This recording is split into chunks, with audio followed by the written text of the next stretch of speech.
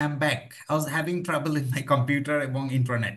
Anyway, so দেখেন যেটা আমরা বলার চেষ্টা করতেছিলাম, এই ইস্যু ম্যাথে যে ইস্যু ছিল যে আপনার হেনুদ তার হচ্ছে রেভিনিউ সিগনিফিকেন্টলি ডিক্রিজ করতেছে, এবং এই রেভিনিউ থেকে যদি টার্ন অ্যারাউন্ড করতে হয় তাহলে তার একটা মেজর ইনভেস্টমেন্ট লাগবে 3 মিলিয়ন কারেন্সি ইউনিট। কিন্তু কারেন্ট সিচুয়েশনে তার এই ফান্ডিংটা নাই। তার 2 ইয়ার্স লাগবে এই টাকাটা অ্যারেঞ্জ করতে। Meanwhile he will carry out a major refurbishment which would require 3,40,000 currency units. এখন 3,40,000 যে টাকাটা দরকার, এই টাকাটা হচ্ছে রিফারবিশমেন্ট লাগবে। First of all, can they capitalize this? আপনি যদি if you think of the corporate finance বা কর্পোরেট রিপোর্টিং অর IFRS 16, তারা সাজেস্ট করে যদি কোনো রিফারবিশমেন্ট কস্ট সেটা যদি আপনার ক্যাপাসিটি এনহ্যান্স করে, প্রোডাকশনকে এনহ্যান্স করে, অথবা আপনার যদি লাইফ টাইমকে এনহ্যান্স করে, you can capitalize that. So এইটা, so this refurbishment cost meets all the criteria, এবং therefore it can be capitalized। তাহলে এটাকে ক্যাপিটালাইজ করা যাবে এবং ডেপ্রিসিয়েশনও চার্জ করা যাবে। এই রিফারবিশমেন্ট করার ফলে আপনার যে trade in value of the equipment would increase from 30,000 to 70,000। 30,000 থেকে 70,000 হয়ে যাবে trade in value. So how you are going to treat that? 30,000 হচ্ছে, if you trade the machine now you would get 30,000। If you trade the machine in the end of the year you would get 70,000। তার মানে 40,000 টাকা আপনার বেড়ে যাবে। বলেন তো এখানে কতটুকু রেলিভেন্ট হবে?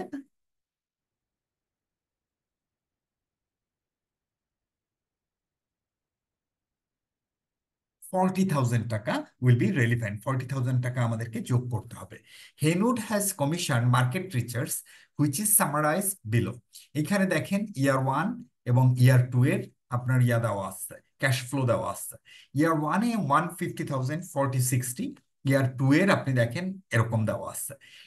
এই ক্ষেত্রে আপনাকে যেটা ক্যালকুলেট করতে বলছে, যে calculate whether it should proceed with the refurbishment cost. Refurbishment করলে এরকম ভাবে আপনার রেভিনিউ বাড়বে বা ক্যাশ ফ্লো বাড়বে। So how do we do that? এখানে তো প্রবাবিলিটি রয়েছে। এখন তাহলে কিভাবে আমরা ক্যাশ ফ্লোটা বের করবো?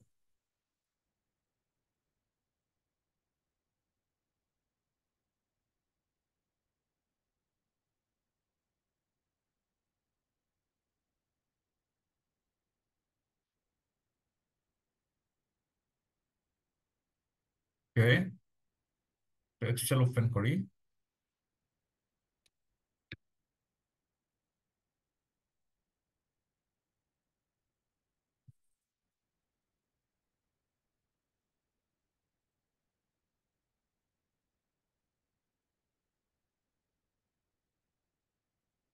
এই যে, আমি কিন্তু এখনো শিওর না যে আপনার আগেরগুলা হয়েছে কিনা। আপনারা বলতে পারেন নাই, আপনাদের যে ক্যাপ্টেন ছিল তারও খবর নাই।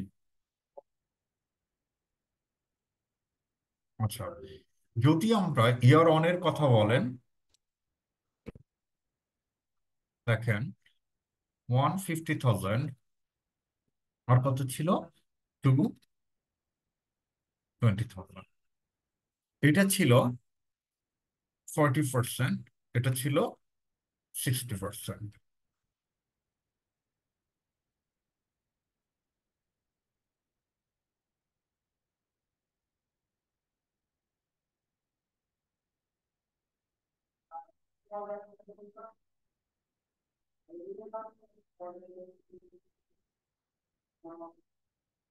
দেন ইউ গট দা 192,000। ইয়ার 2 এর কথা যদি দেখেন, এটা কোয়াইট ইন্টারেস্টিং। প্রথমে হচ্ছে ইয়ার 1 এর ক্যাশ ফ্লো যদি 150,000 টাকা হয়, তাহলে তার এরকম হবে। দেখেন, এটাকে বলে ডিপেন্ডেন্ট প্রবাবিলিটি। সো প্রথমে আছে কি 50,000, তারপরে 1 লাখ, তারপরে 1,50,000।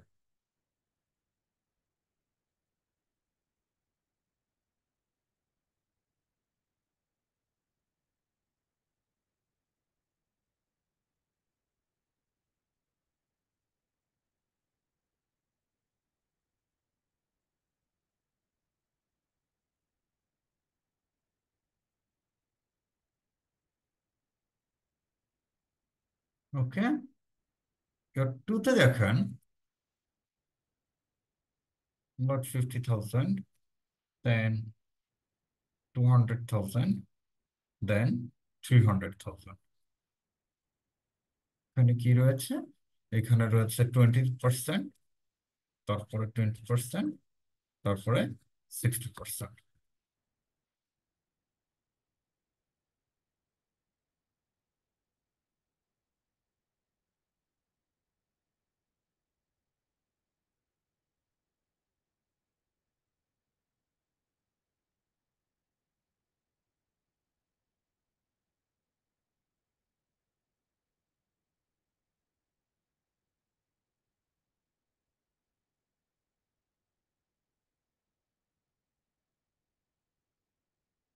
সো আপনার এটা হলো। এখন দেখেন প্রবলেমটা কোথায়।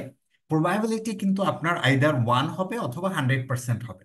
ইয়ার ওয়ানে 40 60 মিলে 100 হয়ে গেছে, কিন্তু এইখানে দেখেন এই তিনটা মিলে, ফার্স্টের তিনটা 100 এবং পরের তিনটা মিলে 100, তার মানে 200 হয়ে গেছে। এটা তো হবে না। কিন্তু এখানে একটা জিনিস বলা আছে, if year one net cash flows increase by 150,000, তার মানে this is called dependent probability. So এইখানে তখন আবার এটাকে 40 60 করে আমরা এটাকে 100%-এ কনভার্ট করব। তাহলে দেখেন আমার কিন্তু আলটিমেটলি 100% হয়ে গেল।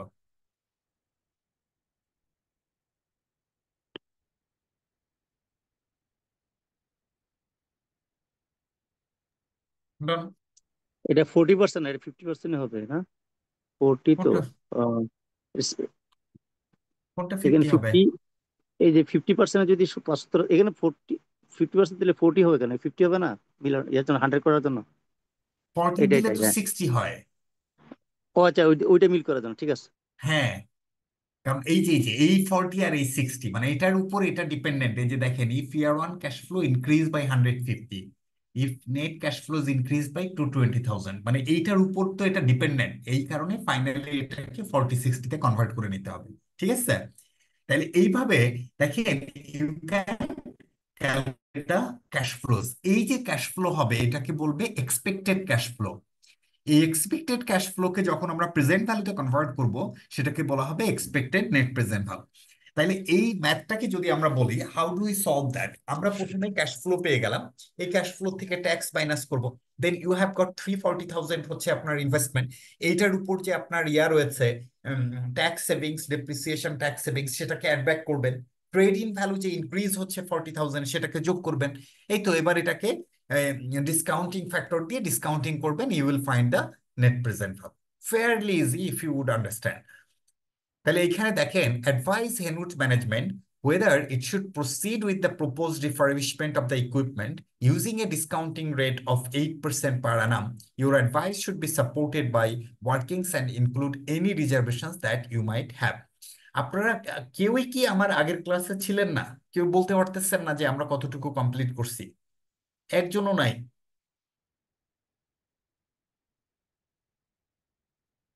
কারণ আই ফিল ব্যাড যে যদি আপনাদের মেজর জিনিসগুলো বাদ হয়ে রয়ে যায়।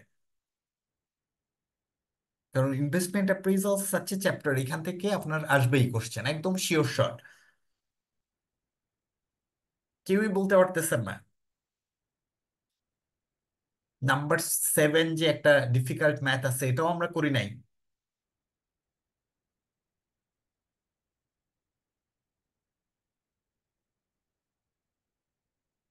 অল আর সাইলেন্ট।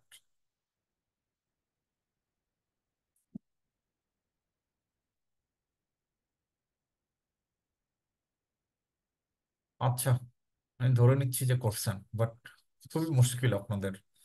আচ্ছা, এবার দেখেন, comment on the views of the production director. এটা দেখেন, হেনুর management has agreed a discounting rate of 8% per annum would be reasonable for the appraising the investment. However, production director would rather a lower rate were used. These would be more prudent and would help us to take better account of the riskiness of the project. It will make the project's internal rate of return more accurate. এটা দেখেন খুবই interesting. যদি discounting rate, প্রথমে বলেন তো, discounting rate কি reflect করে? What do you understand by discounting rate?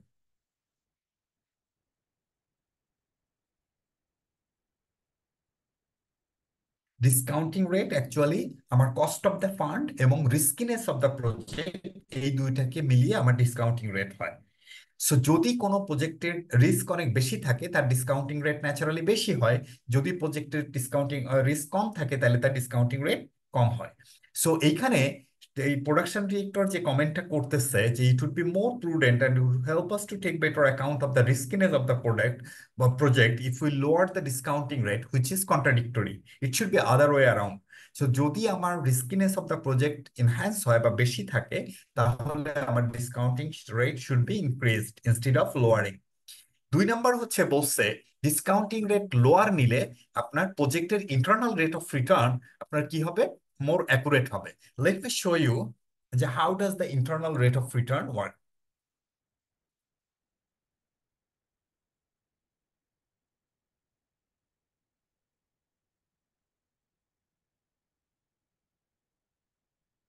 ধরেন 10,000 হচ্ছে আপনার investment, you are on you got 4,000, you are 3 তে 5,000, তারপরে 3,500 and then 2,000. This is your project. এইটাকে যদি আমরা আইআরআর করি, সে আপনার 8% আসছে। What is the IRR? IRR হচ্ছে ভ্যালুস, তার সাথে আমরা গেস করলাম 8%। So 90%, 19% is the IRR. সে বলছে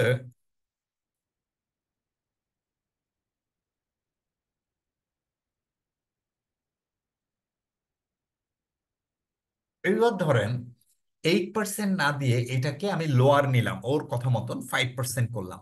দেখেন তো, does it change my IRR? আমি যদি লোয়ারও নেই আমার কি আইআরআর চেঞ্জ হচ্ছে? না। আমি যদি এটাকে 500%ও নেই বা 5,000%ও নেই, তাইলে আমার আইআরআর চেঞ্জ হবে না। এটাকে যদি আমি লোয়ার করে লেটস সে 1%ও নেই, তাও আমার আইআরআর চেঞ্জ হবে না। IRR has got nothing to do with discounting factor. Discounting ফ্যাক্টরের সাথে আইআরআর এর কোনো রিলেশন নেই। IRR is the rate at which NPV will be zero. So or আমার cash flow will be reinvested at the rate of IRR. So that is the presumptions of IRR. এই ক্ষেত্রে আমার 8%-এর কম নিলে মোর accurate IRR হবে, এইটার কোনো logic নাই। এই যে দেখেন আমরা তো নিয়েছি 5 নিয়েছি, 1 নিয়েছি, তাও আমার এটা নাই। সো প্রোডাকশন ডিপার্টমেন্টের এই ডিরেক্টরের এই যে কমেন্ট, দ্যাটস নট কারেক্ট। বুঝতে পেরেছেন? এরা তো অনেকটা মানে ব্রেক ইভেন পয়েন্টের মতো না? ব্রেক ইভেন পয়েন্টের মতো, রাইট, দ্যাটস রাইট। তাহলে এটা হচ্ছে IRR has got nothing to do with discounting rate. Okay, let's go back to our question. ঠিক আছে, brings towards end of this. আপনারা কি এইটা কি আমরা করছিলাম নাম্বার 9?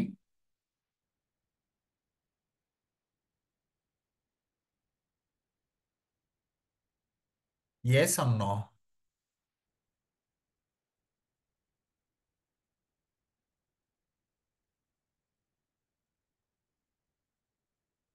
এইগুলা কিন্তু আপনি নিজে পড়েও বুঝবেন না আনলেস আই ব্রিফ ইউ। হ্যাঁ, আমরা কি এটা করছি নাকি করি নাই?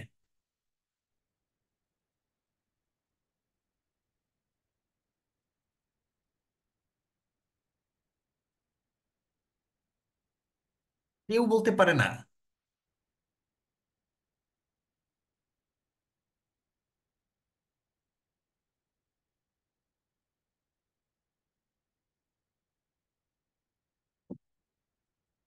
দেখছেন আপনাদের মুশকিল।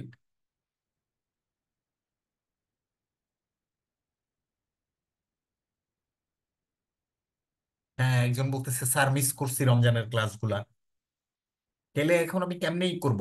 আচ্ছা, আমি ধরে নিচ্ছি আপনারা করেন নাই, কারণ এইটা মানে যেহেতু সব সাইলেন্ট, এইগুলা যদি আবার না করেন পরীক্ষায় আসলে তো মুশকিল হয়ে যাবে। আমি তাইলে 7 আর 9ও করাই দিই। শুধু শুধু রেগে থেকে তো আপনাদের পরে লাভ নাই।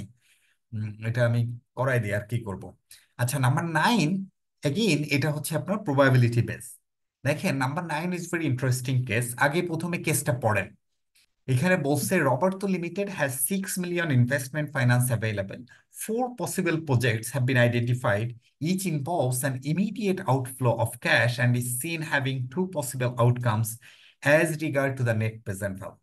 So 6 মিলিয়ন ইনভেস্টমেন্ট আছে, এবং তার দুইটা পসিবল, প্রত্যেকটারই দুইটা পসিবল আছে, আউটকামস আছে। Required initial investment, possible NPVs and their probabilities are as follows. এখানে investment A B C D এখানে দেওয়া আছে। এখন এতে বলছে compare the results of investment in project A alone with an investment in all three projects of B C and D. মানে আপনি এতে ইনভেস্টমেন্ট করবেন অ্যালোন, অর আপনি বি সি এবং ডি তে ইনভেস্ট করবেন অল্টারনেটিভলি, তিনটা প্রজেক্টে, তাইলে সেটার রেজাল্ট কি হবে। ঠিক আছে, এইটা যদি আমরা করতে চাই, how do we do that? Very easy. এখন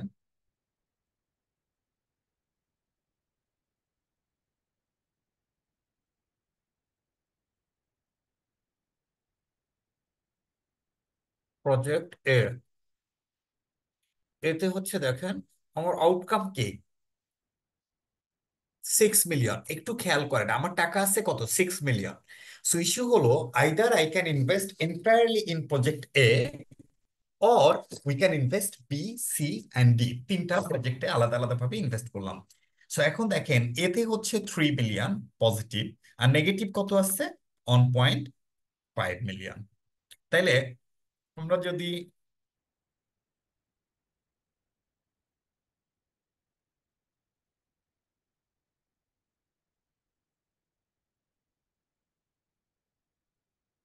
তো নেই, তাহলে আমার নেট আউটকাম কত,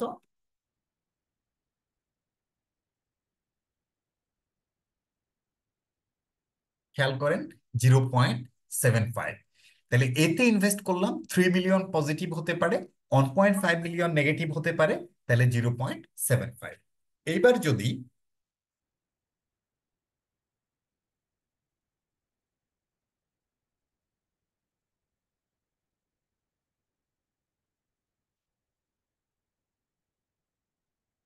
বি সি এবং ডি তে আমরা যাই, তাহলে কি হবে, 1 মিলিয়ন পজিটিভ, 0.5 মিলিয়ন নেগেটিভ। আমরা শুধু প্রশ্নটা দেখতেছি, এটা আপনার এটা দেখছি না। ও, এক্সেল দেখতেছেন না? ওকে, থ্যাংক ইউ। তাহলে এইটা দেখেন,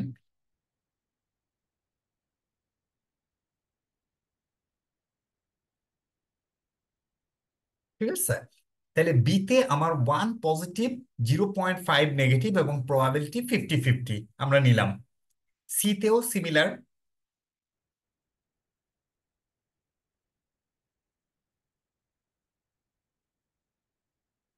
ওকে, এইবার দেখেন, আমি যদি প্রজেক্ট এতে ইনভেস্ট করি তাইলে হবে কি, আমার আউটকাম 0.75। আমি যদি প্রজেক্ট বি সি ডি এই তিনটা মিলে ইনভেস্ট করি, তাও আমার আউটকাম কত হবে, 0.75। তাহলে 0.75 ভার্সেস 0.75।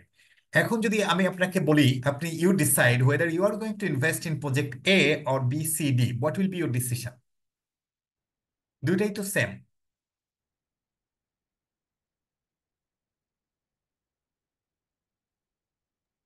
প্রজেক্টে হুম, তাহলে ডিসিশনটা কি নিবেন? ডিসিশনটা নেওয়া ডিফিকাল্ট হয়ে যাচ্ছে, তাই না? কারণ হচ্ছে আমার আসলে দুইটাই same from the financial point of view. This is called point of indifference. দুইটার মধ্যে কোনো পার্থক্য নাই। ওকে, এইবার মানে either of the option is can be accepted, কারণ দুইটাই পজিটিভ আছে। বিতে বলছে state with reasons which of the two investment strategies you would recommend to the directors. আপনি দুইটার মধ্যে কোনটাকে প্রেফার করবেন, কোনটাকে রিকমেন্ড করবেন ডিরেক্টরদের কাছে। তাইলে এটা একটা ইন্টারেস্টিং ব্যাপার হয়ে গেল, দুইটার মধ্যে কোনটাকেই করবেন। এটা যদি আপনি করতে যান, দেখেন প্রথমে there is a theory. Theory কি আছে? যে don't put all of your eggs in one basket, তাই না? একটা থিওরি আছে না, পোর্টফোলিও থিওরি। আপনি আপনার সমস্ত ইয়াকে একটা জায়গায় দিবেন না, কারণ যদি আপনি একটা জায়গায় রাখেন, যদি ওটা ক্রাশ করে বা ওটা ফেইলিওর হয়, তাহলে আপনার পুরো ইনভেস্টমেন্টই চলে গেল। তাহলে এবার যদি আমরা পোর্টফোলিও বলি ইনভেস্টমেন্ট। পোর্টফোলিও ইনভেস্টমেন্ট, যদি আমরা এর কথা চিন্তা করি, দেখেন এর কি হবে? পজিটিভ হবে, সেটার প্রবাবিলিটি 50%, রাইট? এ নেগেটিভ হবে, সেটার প্রবাবিলিটি 50%, রাইট? এইবার যদি আমি বিসিডির কথা বলি, দেখেন বি সি ডি, এখানে তিনটা আউটকাম হইতে পারে, খেয়াল করে। মানে ওই কতগুলো আউটকাম হইতে পারে? মোট আটটা। আটটা ডিফারেন্ট কম্বিনেশন হয় তিনটা ইনভেস্টমেন্টে। পারমুটেশন কম্বিনেশনের ওই ফর্মুলা যদি অ্যাপ্লাই করেন, you will have 8 different combination. এই যে 8 ডিফারেন্ট কম্বিনেশন, এটা কিন্তু আপনার ওই পরীক্ষায় তিনটার বেশি আসে না, কারণ চারটা হলে তখন অনেক বেশি হয়ে যায়। ওই যে আপনি তখন কম্বিনেশন করতে হবে যে 4C4, এটা দিয়ে আপনার করতে হবে কতগুলা কম্বিনেশন হয়। দেখা গেল 16টা হয়ে যাচ্ছে। ওইটারে আপনার যে ওই ফর্মুলায় দিয়ে করতে হবে। বিসিডি তে কি কি হইতে পারে দেখেন, তিনটা পজিটিভ হইতে পারে,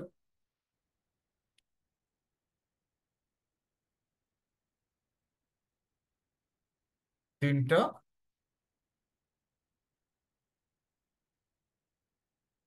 নেগেটিভ হইতে পারে, রাইট?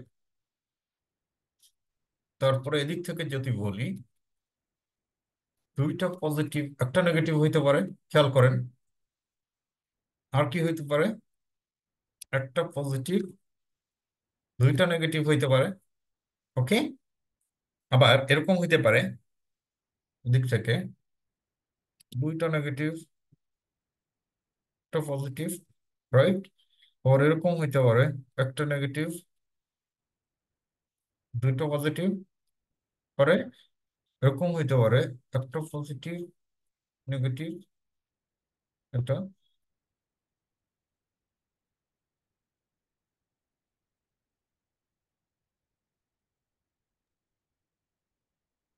আবার এরকম হতে পারে,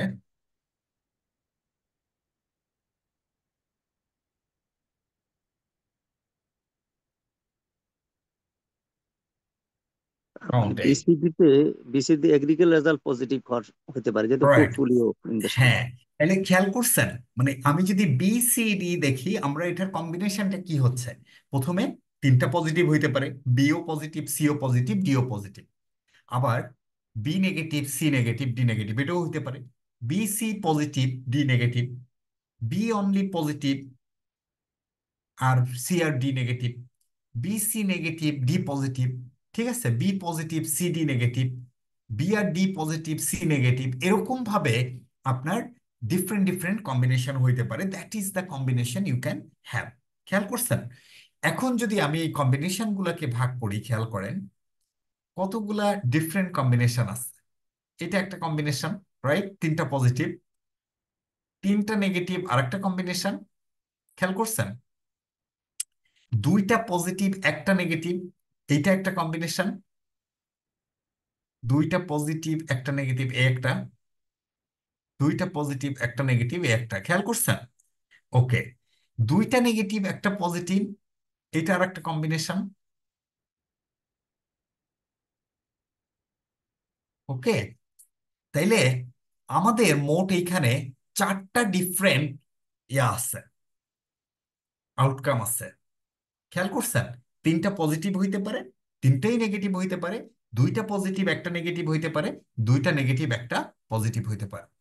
যদি এখন আমি প্রবাবিলিটির কথা বলি, তিনটা পজিটিভ, এইটার জন্য আপনাকে এই ফর্মুলাটাই যাইতে হবে। ধরেন এ বি, অথবা আমি এইভাবে বলি হেড টেল। ঠিক আছে?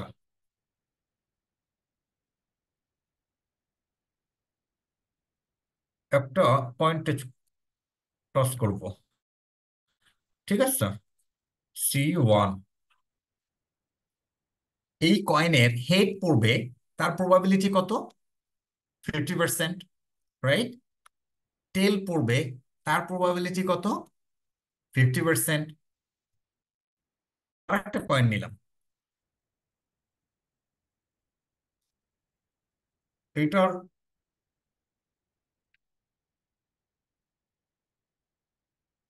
হেড এবং টেল 50-50, রাইট? তাইলে coin one head 50%, tail 50%, coin two head 50%, tail 50%। এখন আমি যদি বলি দুইটা কয়েনের মধ্যে আমার একটা হেড উঠবে, এটার প্রবাবিলিটি কতটুকু? কিভাবে বের করা যাবে?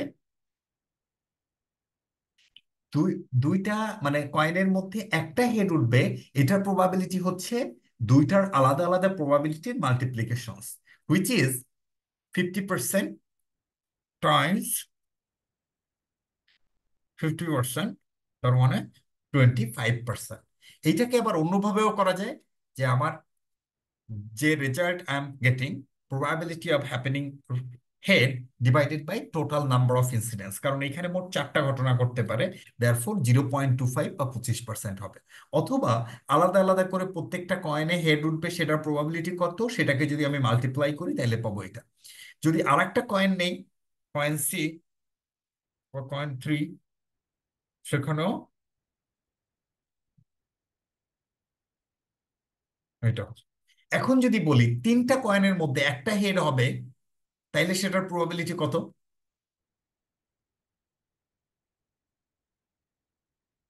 সেটার প্রবাবিলিটি হলো এটা টাইমস এটা, তার মানে 12.5%। খেয়াল করছেন? তার মানে যত আপনার বেশি কয়েন আসতেছে তত বেশি আপনার প্রবাবিলিটি কমে যাচ্ছে। সিমিলারলি আমরা যদি এখন এই তিনটার কথা বলি, যে তিনটার ক্ষেত্রেই আমার পজিটিভ ইয়া পড়বে, পজিটিভ হবে, সেটার প্রবাবিলিটি কত? এইটা ওই যে সিমিলার ওই ওয়েতেই করতে হবে, 50% টাইমস 50% টাইমস কত? 50%।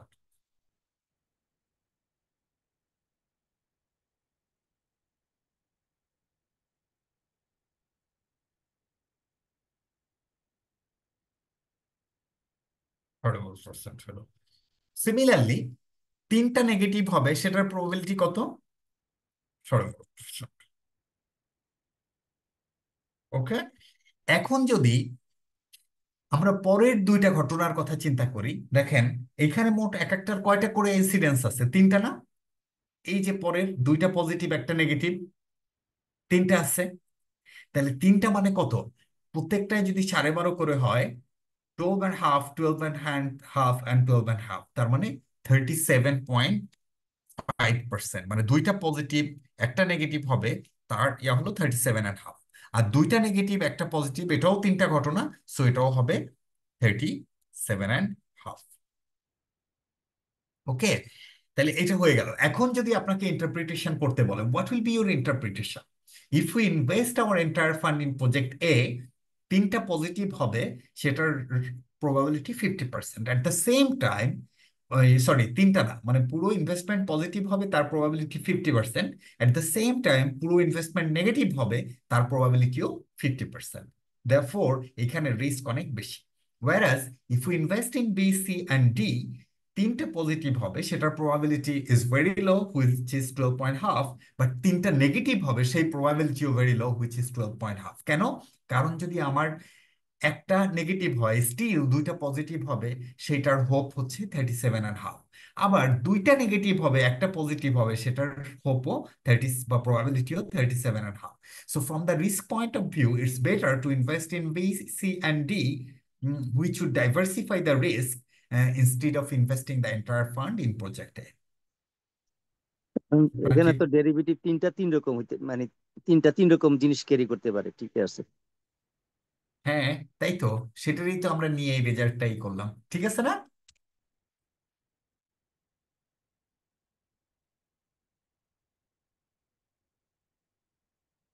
আই হোপ যে আপনারা বুঝতে পেরেছেন। ওকে, লেটস টক অ্যাবাউট নাম্বার 7। আচ্ছা, নাম্বার 7 এর আগে আপনারা কি নাম্বার 5 করছিলেন, নাকি এটাও করা হয় নাই? মনে পড়ছে না। মুশকিল। আচ্ছা, এইটা করছিলেন নাম্বার 4?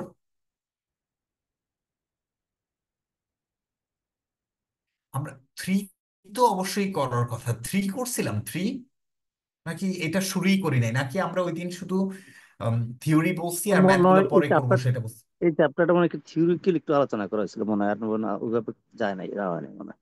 তাহলে তো এই দেখছেন, এটা হলে তাহলে কেমনে হবে? আচ্ছা, let's talk about number 3। Number 3 is about আপনার ইসের ডিসিশন। এটাকে বলা হয় হচ্ছে রিপ্লেসমেন্ট ডিসিশন।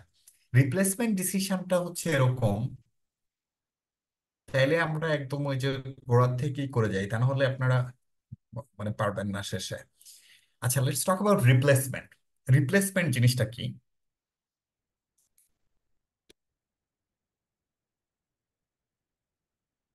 রিপ্লেসমেন্ট ডিসিশনটা হচ্ছে এরকম, ফর এক্সাম্পল আপনার একটা কার আছে, রাইট? আপনি ডিসিশন নিচ্ছেন whether this car should be replaced in every 4 years or the car should be replaced in every 5 years। এই কারের জন্য দেখেন আপনার কস্ট আছে, তাই না? অ্যাকুইজিশন কস্ট, তারপরে কি আছে, ফুয়েল লাগে, তারপরে ড্রাইভারের বেতন আছে, ট্যাক্স লাগে, মেনটেনেন্স লাগে, এটসেট্রা, এই ধরনের খরচ লাগে। তাহলে আমরা যদি এই খরচের কথা চিন্তা করি, 4 বছরের খরচ সে ফর এক্সাম্পল 40,000 হলো, আর 5 বছরের খরচ হলো 45,000 টাকা ইন প্রেজেন্ট ভ্যালু টার্মস। এটা কি এনপিভি টার্মস, মানে এটাকে একটা ডিসকাউন্টিং ফ্যাক্টর দিয়ে ডিসকাউন্টিং করা হয়েছে। এখন যদি আপনাকে ডিসিশন নিতে বলা হয় whether car should be replaced in every 4 years or every 5 years, আপনার ডিসিশন কি হবে? এটা কিন্তু কস্ট।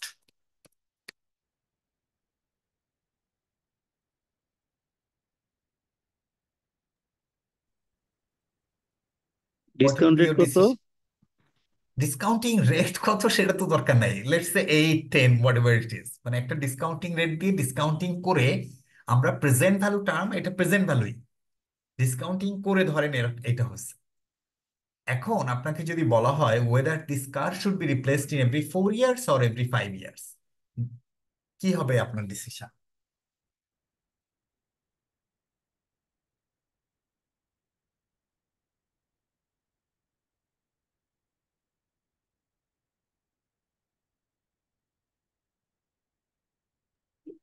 Every 5 years.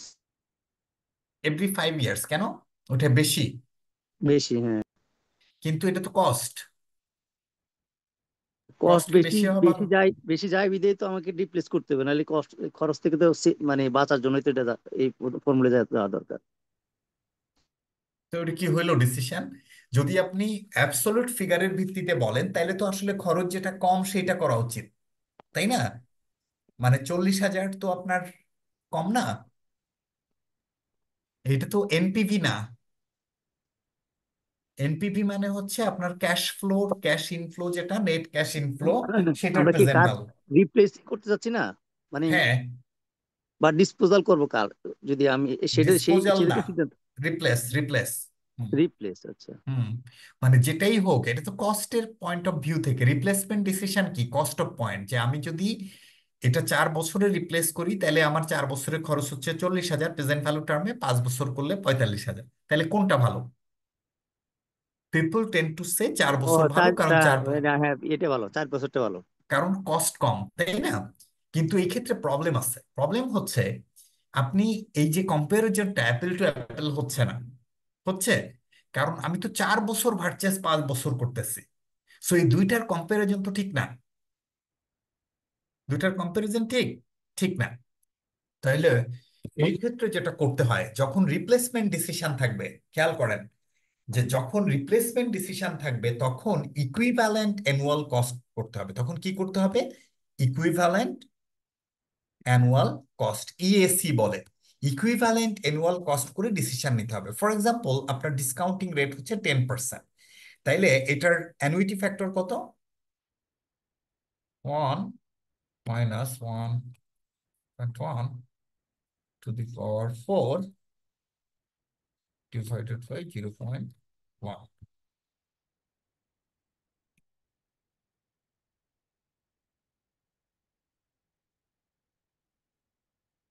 তার মানে যে অ্যানুইটি ফ্যাক্টর আছে, এটা দিয়ে যদি আমরা ডিভাইড করি তাইলে আমরা ইয়ারলি কস্ট পেয়ে যাব ইন প্রেজেন্ট ভ্যালু টার্মস। এবার দেখেন তো, একটু আগে আমরা বলতেছিলাম 4 বছর ভালো, এবার কি হলো? Which one is better? 5 বছর। তাহলে এটা 5 ইয়ার্স ইজ বেটার। সো আপনার এটা প্রতি 5 বছরে এটা রিপ্লেস করা উচিত। বুঝে গেছে?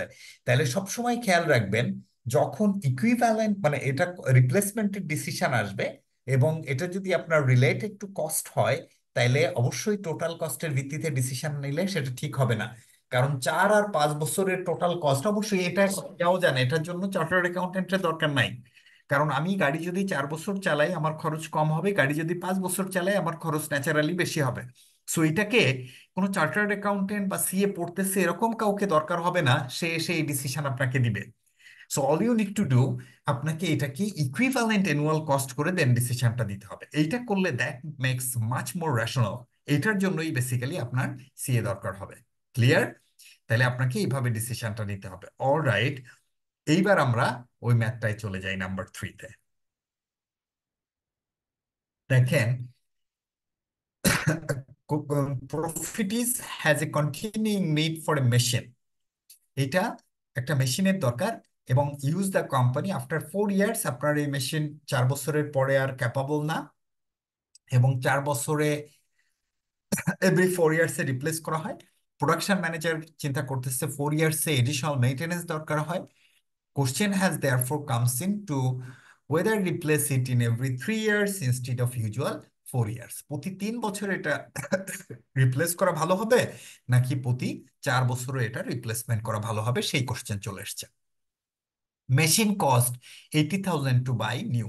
80,000 টাকা দিয়ে এই মেশিনটা নতুন কিনতে হবে, এবং 3 বছর পরে হলে এটা 10,000 টাকা দিয়ে রিপ্লেসমেন্ট করা যাবে, সরি 10,000 টাকা সেল করা যাবে। বাট 4 বছর পরে হলে কি এটা ইয়া হবে, কোনো রিসেল ভ্যালু থাকবে বা ডিসপোজাল ভ্যালু থাকবে? Answer is no. এটার ডেপ্রিসিয়েশন হচ্ছে 25%। এই কার যেন ইয়ে আছে, সবাই মিউট করে ফেলেন প্লিজ। হ্যাঁ, এ তো অনেক, আপনারা একটু প্লিজ কাইন্ডলি করেন।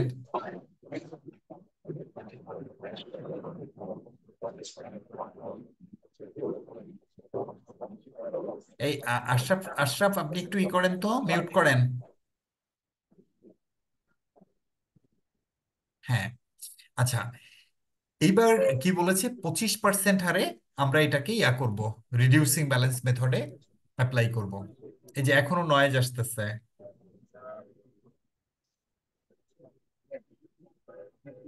Who is this?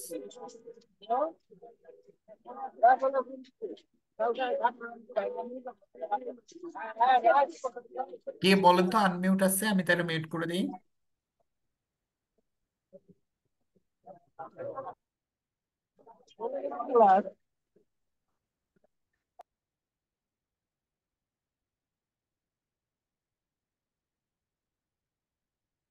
আচ্ছা, ওকে, আচ্ছা। তাইলে 25% রিডিউসিং ব্যালেন্স মেথডে আপনারা এটা করতে পারবেন। তাহলে এইবার assume that machine will be bought and disposed of on the last day of the company's accounting year। এইটার ইয়াটা কি বলেন তো? Machine will be bought and disposed of on the last day of the accounting year। এটার এটা কি interpretation কি? এটার অর্থ হলো বছরের শেষ দিনে মেশিন কিনছে, শেষ দিনে ডেপ্রিসিয়েশন চার্জ করবে এবং ওই বেনিফিট পাবে। তার মানে জিরো টাইমে মেশিন কিনবে, জিরো টাইমেই ডেপ্রিসিয়েশনের বেনিফিট পাবে। রিমেম্বার, আমরা কিন্তু লাস্ট ক্লাসে এই কনসেপ্টগুলো আলাপ করছিলাম। Corporate tax rate 30%। এবং during the first year of ownership এটার মেনটেনেন্স হচ্ছে ফ্রি, মানে ওরা এই ওয়ারেন্টির আন্ডারে পড়ে। সেকেন্ড এবং থার্ড ইয়ারে হচ্ছে 10,000 টাকা করে আপনার এটা দরকার। During the fourth year 20,000, it will rise to 20,000। Maintenance charges are payable on the first day of the company's accounting year and are allowable for tax। মানে কোম্পানি ট্যাক্স রেট হলো আপনার, সরি, এই কস্ট অফ ক্যাপিটাল 15%। আপনাকে show whether it would economically be more desirable to replace the machines in after 3 years or 4 years. তার মানে এটা কিন্তু replacement decision. তাহলে কিভাবে আমরা ডিসিশনটা নিতে পারি? দেখেন,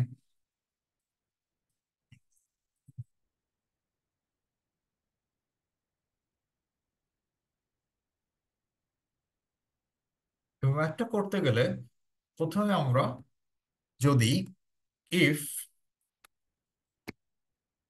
মেশিন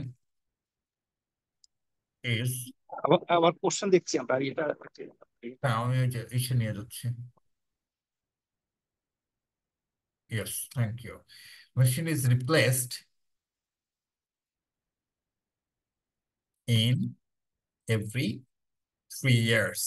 যদি প্রতি 3 বছরে মেশিনটাকে রিপ্লেস করি তাহলে কি হয় সেটা আগে দেখতে হবে। আমরা জিরো টাইমে অ্যাকুইজিশন করছি, রাইট? কত টাকা দিয়ে অ্যাকুইজিশন করছি? 80,000 টাকা দিয়ে মেশিনটা অ্যাকুইজিশন করছি, রাইট? আপনার ট্যাক্স সেভিংস 30%। জিরো টাইমে যেহেতু বছরের শেষ দিনে মেশিন অ্যাকুইজিশন করছে, আমরা ডেপ্রিসিয়েশন চার্জ করতে পারবো।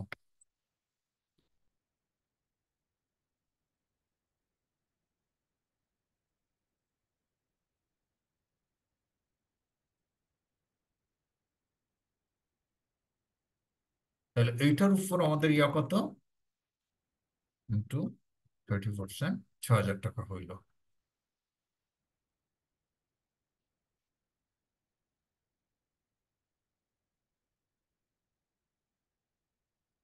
60,000 টাকা আমাদের এখানে হয়ে গেল, রাইট? 80,000, 20,000, 60,000 হলো রিটেন ডাউন ভ্যালু।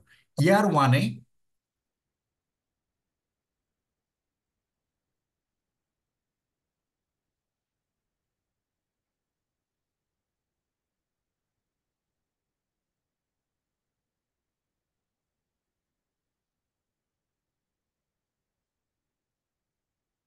এটা,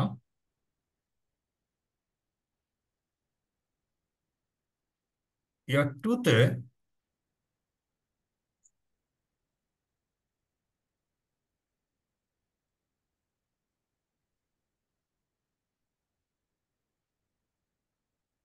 এটা, ওকে।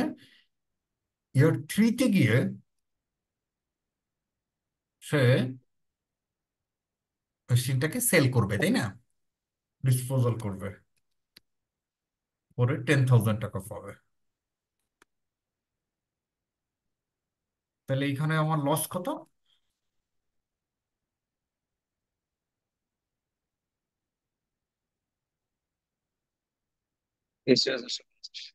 হুম।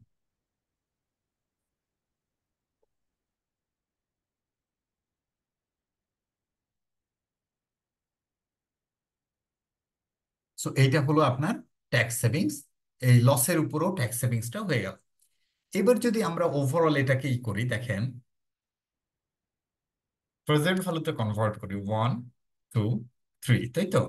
আর হচ্ছে জিরো থাকবে, 0 ইয়ার। আমরা প্রথমে মেশিনের কথা ধরি, 80,000 টাকা দিয়ে আমি ইনভেস্ট করছি। আর ইয়ার থ্রিতে গিয়ে আমি 10,000 টাকা, তাই তো, ডিসপোজেবল ভ্যালু পাইছি। আমি যদি ট্যাক্স সেভিংস এর কথা ধরি, ট্যাক্স অ্যালাউন্স কোন বছরের কথা ছিল? এখানে 6, তারপরে 4,500, তারপরে 3,375, তারপরে 7 on 25। এটা আমাদের হলো। এখানে আরো কিছু জিনিস রয়েছে, সেটা কি? আপনার এখানে রয়েছে হচ্ছে মেইনটেনেন্স কস্ট, এটা 10,000 টাকা করে লাগবে। ফার্স্ট ইয়ারেরটা হচ্ছে আপনার কোম্পানি বেয়ার করবে ওয়ারেন্টির আন্ডারে, সেকেন্ড এবং থার্ড ইয়ারে 10,000 করে, এবং ফোর্থ ইয়ারে যেহেতু আপনার বেশি 20,000, কারণ এইখানে তো আমরা 3 বছরেরটাই করতেছি, তাহলে 3 বছর লাগতেছে না। তাহলে মেইনটেনেন্স কস্ট সেকেন্ড এবং থার্ড ইয়ারে কত লাগছে আমাদের? 10,000।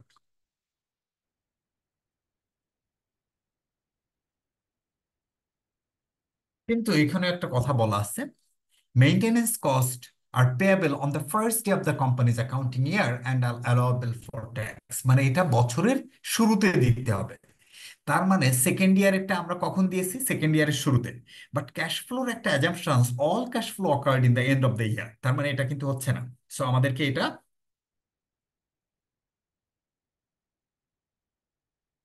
শিফট করে এখানে নিয়ে আসতে হবে।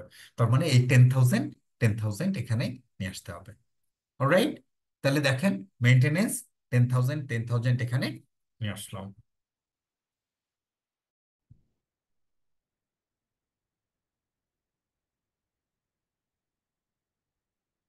ওকে, এইবার আমরা যদি ট্যাক্সের কথা ধরি, এটার উপর যে ট্যাক্স সেভিংস, ইয়ার টু এরটা নিশ্চয়ই ইয়ার টুতেই পাবো, রাইট? এবং পরেরটা এরকম হবে। এইগুলাকে যদি আপনি এখন যোগ বিয়োগ করেন, you will find the cash flows.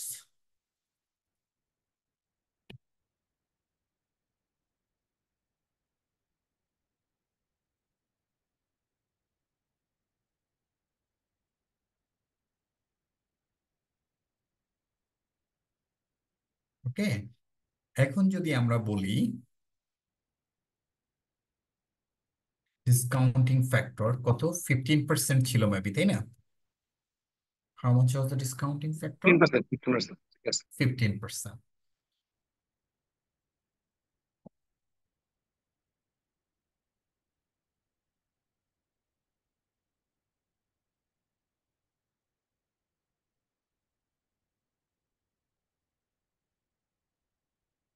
এটা কিন্তু কস্ট, সব খেয়াল করছো?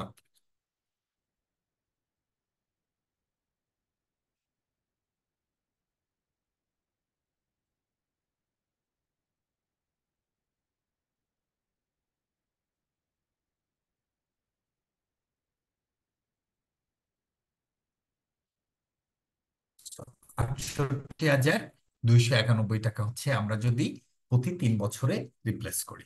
এটুকু কি বোঝা গেছে? কোনো কনফিউশন আছে এটায়? না না, ঠিক আছে। আচ্ছা, এইটার কি আপনারা 4 বছরেরটা করতে পারবেন সিমিলার ওয়েতে? আমার কি দেখানো লাগবে নাকি আপনারা পারবেন এটা? 4 বছরেরটা?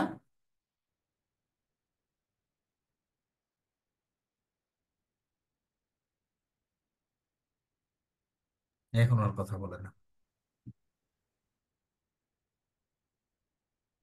আচ্ছা, লেটস ডু দিস। যদি আমরা 4 বছরের করতে চাই, দেখেন,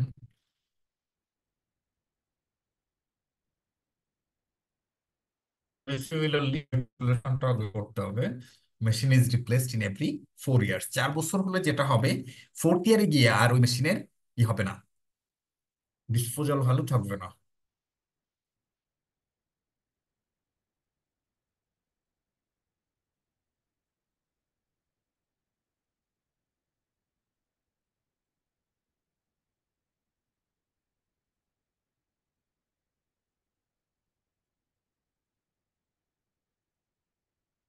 এরকম হবে। তখন খেয়াল করছেন, 1 2 3 এবং ফোর্থ ইয়ারে গিয়ে পুরোটা লস হবে, রাইট? আর এবার যদি আমরা ধরি এই ইয়াটা,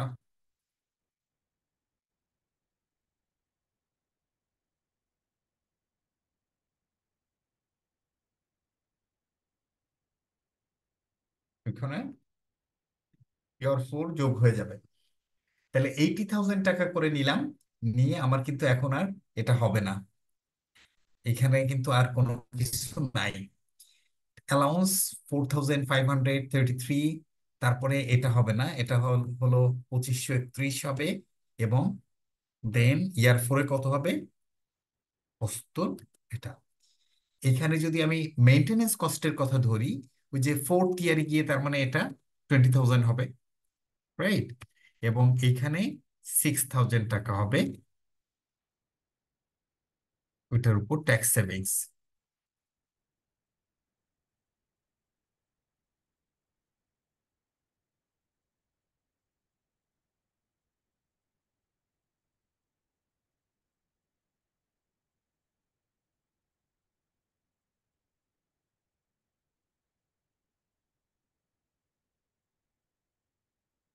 ওকে, যদিও আমি এখন এটার সলিউশন বলি। এই পরীক্ষা এক্সেলে হওয়া উচিত, বুঝছেন? তাহলে দেখেন 83,285। আমি যদি ধরে নেই যে আমার এই ক্যালকুলেশন ঠিক আছে, তাহলে ইয়ার ফোর আর সরি ইয়ার থ্রি এবং ইয়ার ফোর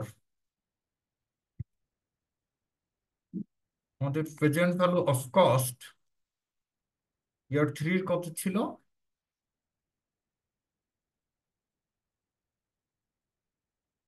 68,000। আর ইয়ার ফোর এর ছিল 83,000। ওকে, এখন যদি আমি এটাকে বলি যে আপনার কোনটা, ইয়ার থ্রিতে রিপ্লেস করা ভালো নাকি ইয়ার ফোরে রিপ্লেস করা ভালো, কি করতে হবে? ওই যে ইয়ার রিমেম্বার, থ্রি। ওই যে ইয়ার থ্রি। ইয়ার থ্রি তো টোটালের ভিত্তিতে ডিসিশন নেওয়া যাবে কস্টের ক্ষেত্রে, রিপ্লেসমেন্টের ক্ষেত্রে। আমরা কি বলছি, ইকুইভ্যালেন্ট অ্যানুয়াল কস্ট বের করতে হবে অন, একটু আগে না দেখালাম, 1 - 1 1.15 to the power n।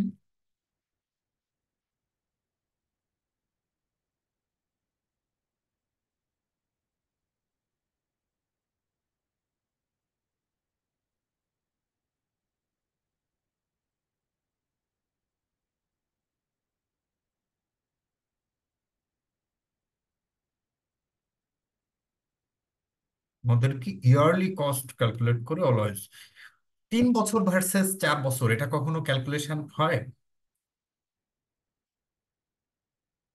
দেখেন কোনটা ভালো এবার,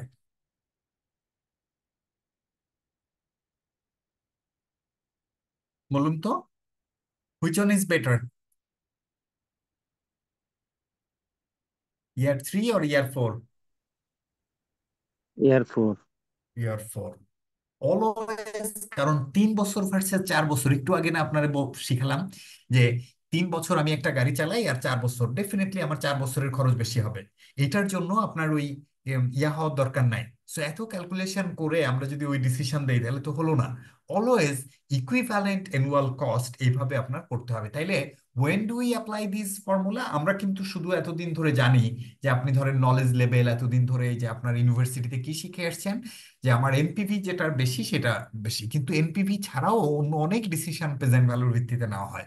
এই যেমন এইটা, which is very important decision related to the replacement of machine। এটা কিন্তু হয় কোয়াইট ফ্রিকোয়েন্টলি, রিপ্লেসমেন্ট অফ কার হইতে পারে, রিপ্লেসমেন্ট অফ মেশিন হইতে পারে। তখন এই ভিত্তিতে আপনার ডিসিশনটা নিতে হবে। ক্লিয়ার? আচ্ছা, এখানে আরো কিছু ফ্যাক্টর আপনাকে কনসিডার করতে হয়। যেমন আমরা বলছি আপনার calculation is not the end, এটার সাথে আপনার কিছু থিওরি থাকবে। Discuss any other issues that could influence the company's replacement decision. This should include any weaknesses in the approaches taken in A. আপনার অন্য অন্য কি ইস্যুস আছে that could influence the companies replacement decision, আপনার এই replacement ডিসিশনটাকে influence করতে পারে। This should include any weaknesses in approach taken in a. তাইলে দেখেন, আমরা যে রিপ্লেসমেন্ট ডিসিশন নিলাম which is based on the current data, what if cost of the machinery changes, তাইলে কি আমার ডিসিশন মাইট গেট চেঞ্জড? তখন কিন্তু আপনার এই ডিসিশনটা আর প্রিভেল করবে না, চেঞ্জ হয়ে যাইতে পারে। What if tax rate get changed? What if disposal value get changed? What if maintenance cost get changed? What if risk of the company get changed? তখন তো আপনার এটা হবে না। অথবা কোম্পানির ক্যাশ ফ্লো আপনার কোন কোন সময় আর কি ইয়া হবে। অনেক সময় থাকে কোম্পানির ক্যাশ ফ্লো ইজ, মানে you get the cash flows in third year instead of every fourth year. আপনার বিজনেস সাইকেলটাই এরকম। তাহলে এরকম যদি হয়, তাহলে কিন্তু আপনার ডিসিশনটা চেঞ্জ হয়ে যেতে পারে। এই যে ডিসিশনটা নিচ্ছি, this is based on the current scenario. So আমার ওভারঅল সিনারিও তো চেঞ্জ হয়ে যেতে পারে। ওকে, সো এটা তখন ইয়ে হবে না। অলরাইট।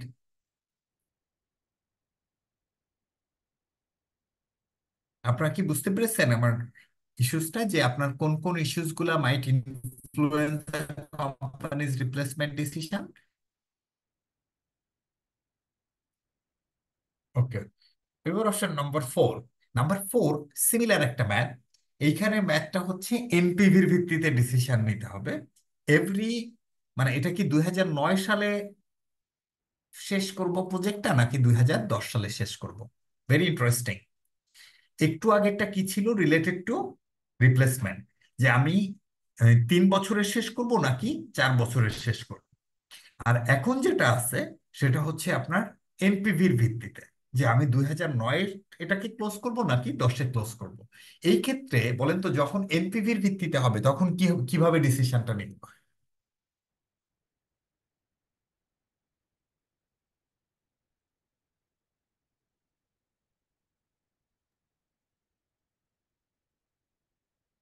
এনপিভি ক্যালকুলেশন করে দেখতে হবে, যেখানে এনপিভি বেশি সেটার পক্ষে থাকতে হবে। রাইট। এটা বেসিক্যালি যেখানে আপনার এনপিভি বেশি, সেই ক্ষেত্রে আমরা ইয়া করব। ওকে।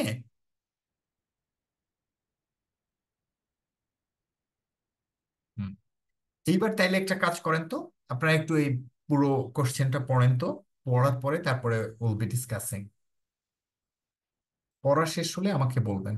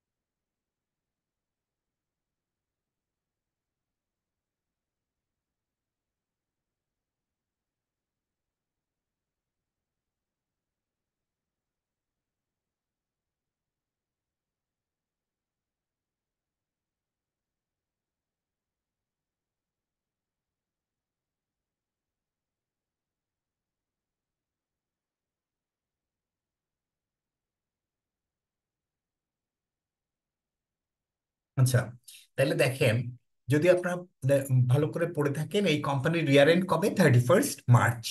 ওরা একটা পাওয়ার সাপ্লাই কোম্পানি তৈরি করতেছে, এবং 31 মার্চ 2006 এর প্রজেক্টটা কমপ্লিট হবে। তাহলে ইয়ার এন্ড কবে? 31 মার্চ। আর প্রজেক্ট কমপ্লিট হবে 31 মার্চ 2006। এখন আমাকে বলেন, should we start charging depreciation at 0 time or year 1?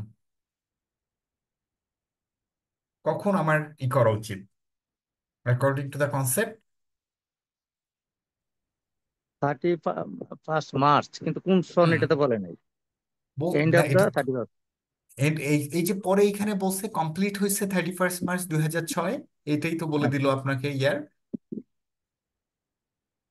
আচ্ছা। আহমেদ সাগর, এটা ঠিক হয় না, ইয়ার ওয়ান না, এটা জিরো থেকেই হবে। কারণ 31 মার্চে দেখেন কনসেপ্টটা হলো, আপনারা ক্লাস করেন নাই আগে এই কারণে পারতেছেন না। 31 মার্চ 2006 আমার প্রজেক্টটা কমপ্লিট হয়েছে, মানে রেডি টু রান। তাইলে কি 31 মার্চ 2006 এটা ক্যাপিটালাইজ হয়েছে, ওই সময়ে পুরো বছরের ডেপ্রিসিয়েশন চার্জ হয়েছে according to the tax law. তার মানে জিরো টাইমেই আমার এটার উপর ডেপ্রিসিয়েশন চার্জ হবে এবং ট্যাক্সের ইয়া হবে, বেনিফিটটা পাবেন। আমি এই জিনিসগুলো সব ধরে ধরে ওই দেখিয়ে দিয়েছিলাম। Future cash flows will be affected by the inflation unless stated contrary all figures given are in monetary terms. এই যে দেখেন, future cash flows will be affected by inflation. এই ক্যাশ ফ্লো দুইটা আছে, একটা হচ্ছে মনিটরি ক্যাশ ফ্লো আর একটা হলো রিয়েল ক্যাশ ফ্লো। ঠিক আছে, এটা একটু আমরা দেখি। ধরেন রিয়েল ক্যাশ ফ্লো আর একটা কি মানি cash flow. Real cash flow মানে হচ্ছে উইদাউট আই, মানে ইনফ্লেশন। আর এটা কি উইথ আই। এখন ধরেন আপনার ক্যাশ ফ্লো, একটা এক্সাম্পল দেই, ইজ 100 রিয়েল টার্মে। আপনার ইকোনমিতে 5% ইজ দ্য ইনফ্লেশন, তাহলে মনিটারি ক্যাশ ফ্লো কত হবে? 105 টাকা হবে, 5% অ্যাড করে, তাই না? বলা হয় যে রিয়েল ক্যাশ ফ্লোকে অলওয়েজ রিয়েল ডিসকাউন্টিং ফ্যাক্টর দিয়ে ডিসকাউন্টিং করবেন। ধরেন রিয়েল ডিসকাউন্টিং ফ্যাক্টর ইজ 10%। আর রিয়েল ডিসকাউন্টিং ফ্যাক্টর মানে কি? Without inflation. আর মনিটরি ক্যাশ ফ্লোকে অলওয়েজ মনিটরি ডিসকাউন্টিং ফ্যাক্টর দিয়ে ডিসকাউন্টিং করবেন। এটার ফর্মুলাটা হচ্ছে, মুখস্থ করে রাখবেন অলওয়েজ,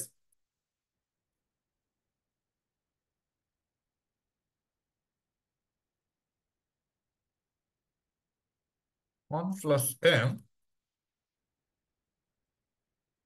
ইকুয়াল টু 1 + r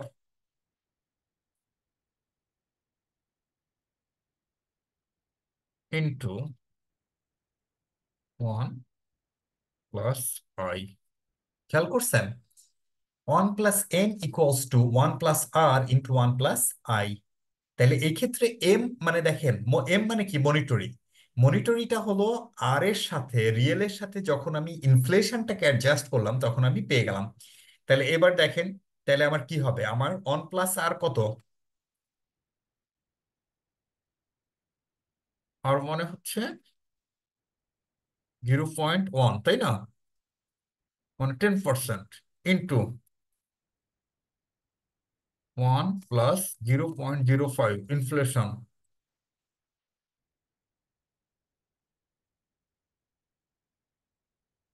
-1। ওই যে এ থেকে ওই যে ওয়ানটারে আমি রাইটে নিয়ে আসলাম। তাইলে এটা কত হলো? 15.5%।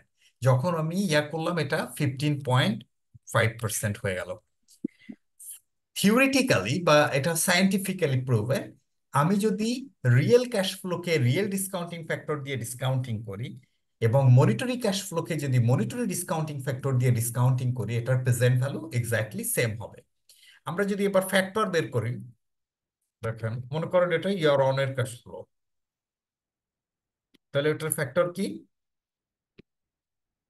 এটা, এটার ফ্যাক্টর কি? এটা। তাহলে প্রেজেন্ট ভ্যালু কার কত হবে?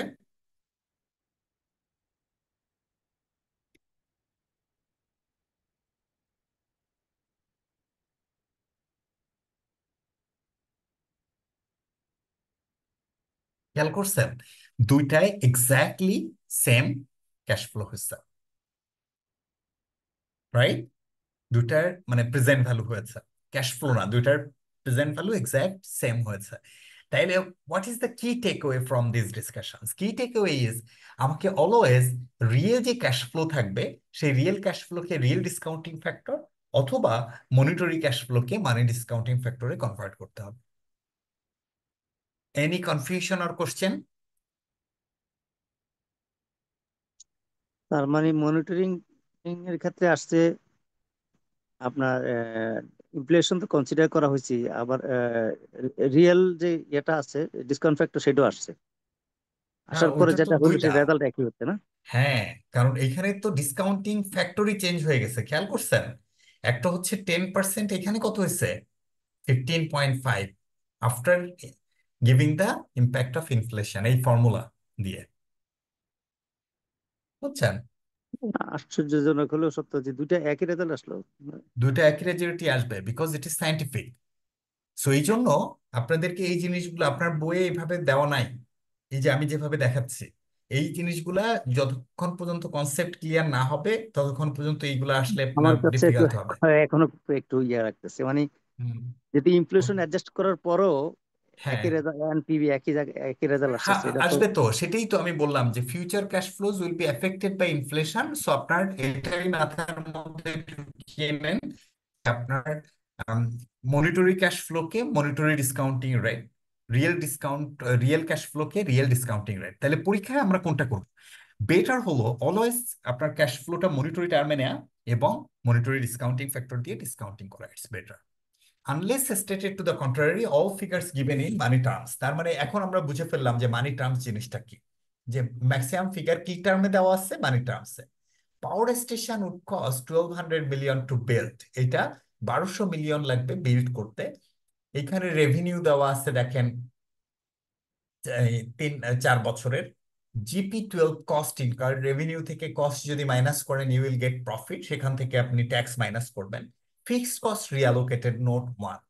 GP12 will enable Global to reduce its level of activity in two or its older power stations. Accordingly, central management fixed costs have been reallocated by the company from those two stations to GP12. So এটা fixed cost reallocate হচ্ছে। বলেন তো, will it be relevant to the project? Fixed cost reallocated,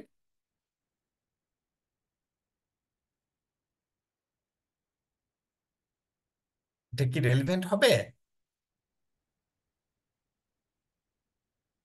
answer is no. কারণ এটা head অফিসের fixed cost, এটা relevant হবে না। ওই যে আপনারা ক্লাস করেন নাই?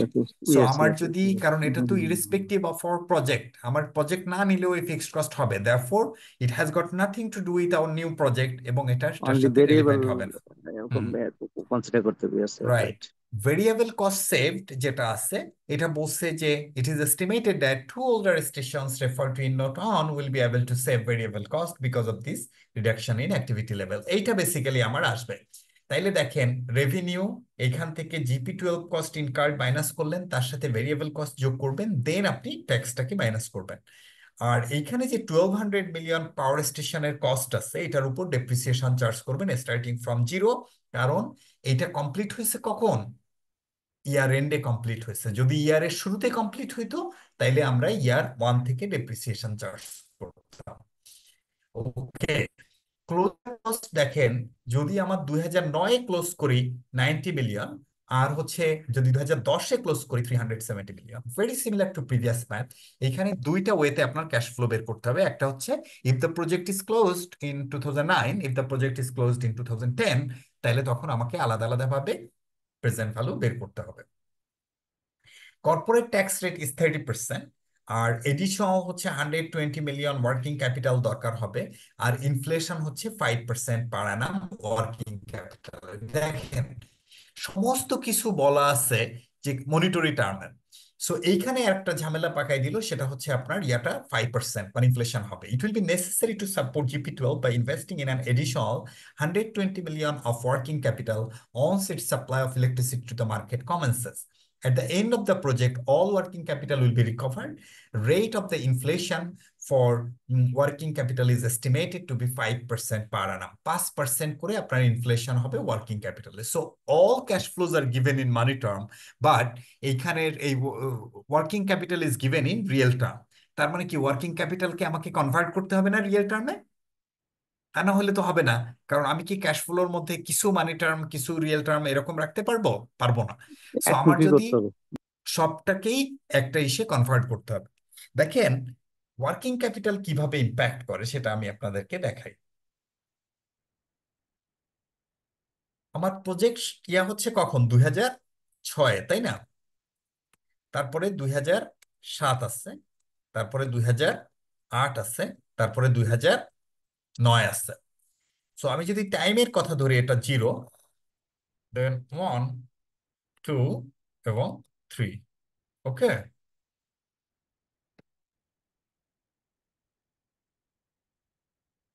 খেয়াল করেন বলছে ওয়ার্কিং ক্যাপিটাল এটা ইসের সাথে, ইনফ্লেশনের সাথে বাড়বে। ওকে, আমার কত ছিল? 120। তাহলে ইনফ্লেশন যদি আমি যোগ করি, পরের বছর কত হবে?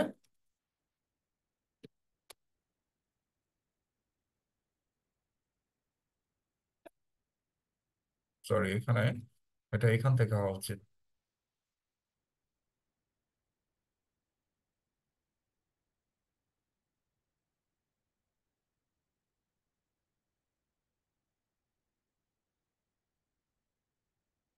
ইনফ্লেশন 5%, আমরা কিন্তু বাড়াচ্ছি।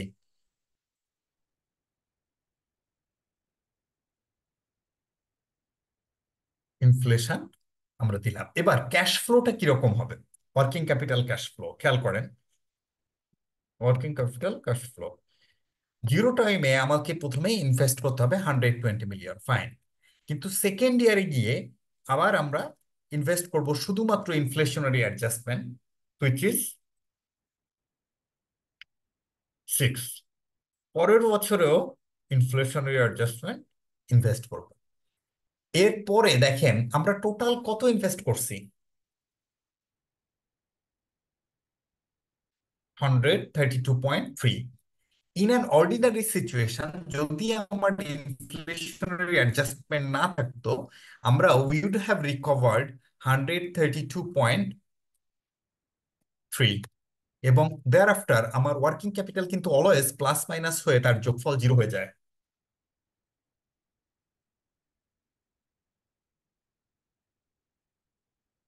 ওকে, কিন্তু যদি ওয়ার্কিং ক্যাপিটালে ইনফ্লেশনারি অ্যাডজাস্টমেন্ট থাকে তাহলে তার যোগফল 0 হবে না।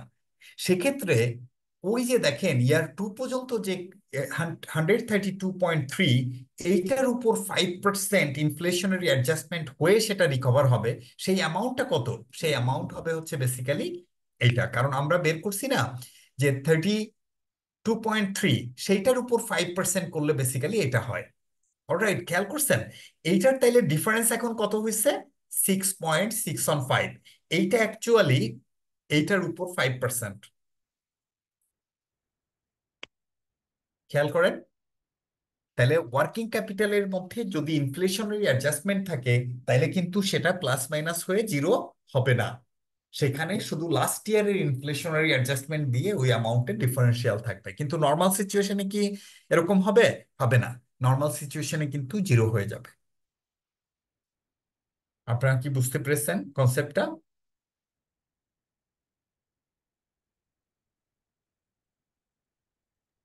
পেঁয়াজ পেঁয়াজ লাগছে। প্যাচ প্যাচ তো লাগবে। এটার যেটা হচ্ছে যে আমরা প্রথমে ইনভেস্ট করছি এই পর্যন্ত, এবং পরে উইথ ইনফ্লেশন এটা রিকভার হয়েছে।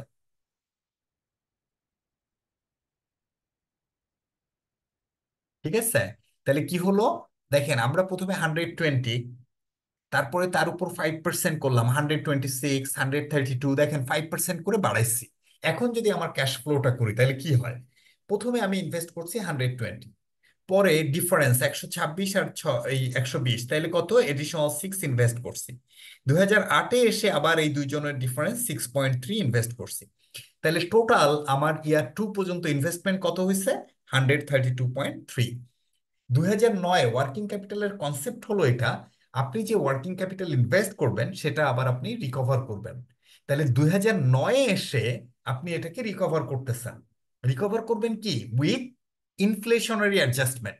আপনি এটাকে এখন 5% ইনফ্লেশনারি অ্যাডজাস্টমেন্ট দিয়ে আপনি 132.915 রিকভার করবেন। কারণ ওয়ার্কিং ক্যাপিটালের কনসেপ্টই হলো আপনি শুরুতে যদি ইনভেস্ট করেন পরে রিকভার করবেন। যদি শুরুতে রিকভার করেন তাহলে পরে এটাকে রিলিজ করবেন। কারণ আলটিমেটলি ওয়ার্কিং ক্যাপিটালের কনসেপ্টই হলো এরকম। কিরকম? যে ধরেন আপনার একটা বিজনেস আছে, এই বিজনেসের ইনভেন্টরি আছে, এই বিজনেসের রিসিভেবলস আছে, এই বিজনেসের পেয়াবলস আছে। আপনার ধরে নেওয়া হয় এন্ড অফ দ্য প্রজেক্ট আপনি সমস্ত ইনভেস্টমেন্ট মানে যে রিসিভেবলস পেয়াবলস রিয়ালাইজ করবেন, পেয়াবলস পেমেন্ট করবেন, করে পুরো প্রজেক্টটাকে জিরো করে দিবেন। ক্লিয়ার?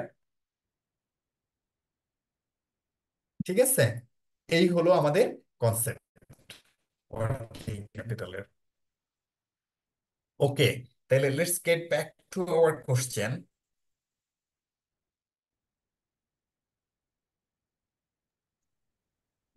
বারবার করতে হবে অঙ্কগুলো, নাহলে একটু ক্লিয়ার হবে না। বারবার করতে হবে। আচ্ছা, global has also accepted practice in calculating company cost of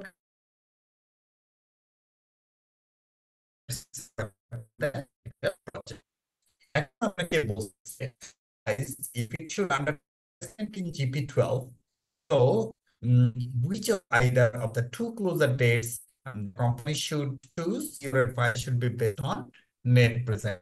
so আপনার দুইটা ক্লোজার ডেট ছিল, 2009 ক্লোজ করলে কি হবে, 2010 ক্লোজ করলে কি হবে। তো এই ক্ষেত্রে আপনি আলাদা আলাদা ভাবে প্রেজেন্ট ভ্যালু বের করবেন। ইটস ফেয়ারলি ইজি, দেখেন ইফ ইউ আন্ডারস্ট্যান্ড, কারণ মেজর জিনিসগুলো কি বলবেন, ভেরিয়েবল কস্ট সেভ যোগ করবেন।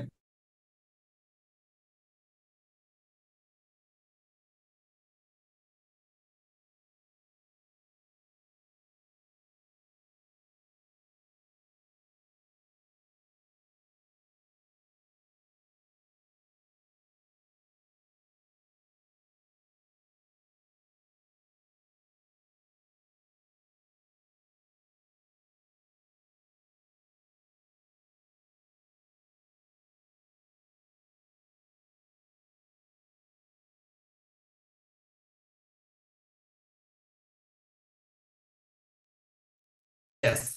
সো যেটা আমরা বলছিলাম, দেখেন আমরা যেটা করব, we will start with revenue. Revenue থেকে কস্ট মাইনাস করব, ফিক্সড কস্ট তো রেলিভেন্ট না, ভেরিয়েবল কস্টটাকে যোগ করব। তারপরে আমরা এখান থেকে এই ট্যাক্সটাকে মাইনাস করব। ট্যাক্স মাইনাস করার পর আমরা এই যে ডিকমিশনিং কস্ট আছে সেটা মাইনাস করব। দেন হচ্ছে আপনার ট্যাক্স সেভিংস অন ডেপ্রিসিয়েশন যেটা আছে সেটাকে যোগ করব। স্ক্রিনিং দেখা যাচ্ছে না, স্ক্রিনিং একদম ডার্ক হচ্ছে হয়ে আসছে স্ক্রিনিংটা।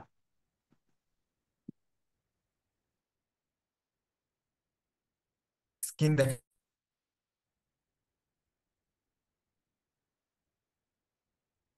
এখন।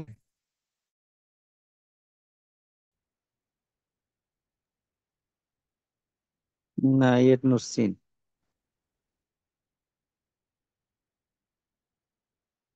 আপনারা স্ক্রিন দেখতে পান? না, ভিজিবল হচ্ছে না।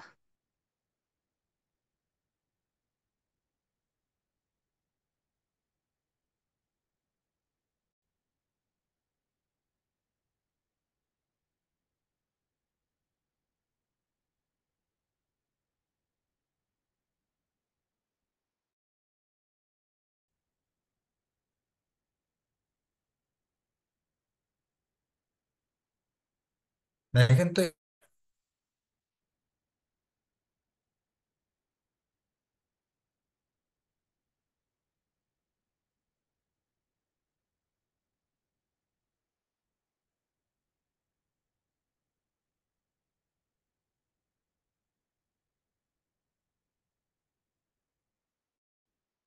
বলো না না, ভিজিবল। ভিজিবল। ওকে, তাহলে এইখান থেকে সব খরচগুলো বাদ দিয়ে আমরা ট্যাক্সটাকে মাইনাস করব, দেন ডিকমিশনিং কস্টটাকে মাইনাস করব। তারপরে হচ্ছে আপনার 1200 মিলিয়ন যে আমার পাওয়ার কস্ট আছে সেটাকে মাইনাস করব, এটার উপর ডেপ্রিসিয়েশনের ট্যাক্স সেভিংসকে যোগ করব। দেন হচ্ছে আমরা এটার প্রেজেন্ট ভ্যালু বের করব। Under two options, two closure date, one is 2009 and one is 2010, এই দুইটার ভিত্তিতে আমরা এটা বের করব। বের করে আমরা টোটাল ইয়ারটাকে মানে যে নেট প্রেজেন্ট ভ্যালুর ভিত্তিতে এই ডিসিশনটা নিব। যেটার নেট প্রেজেন্ট ভ্যালু হায়ার হবে সেটাকে আমরা চুজ করব। ক্লিয়ার? ক্লিয়ার। আই হোপ যে এটা আপনারা পারবেন। আচ্ছা, নাম্বার সি তে বলছে, explain how global management will have calculated cost of capital figure, make clear any assumptions that you have made. এটা it has related to your chapter, chapter 2, 3, প্রথমে যে আমরা ক্লাসটা করছিলাম না, কস্ট অফ ক্যাপিটাল এবং ক্যাপিটাল স্ট্রাকচার, যে কিভাবে তারা cost of capital figure calculate করছে।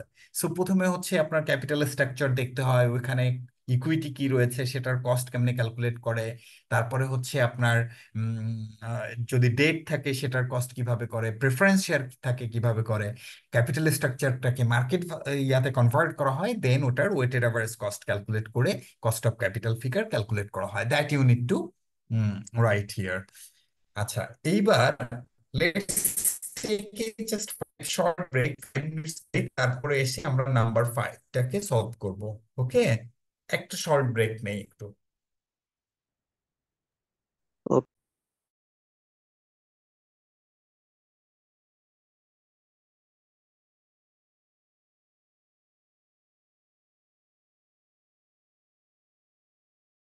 Sorry guys.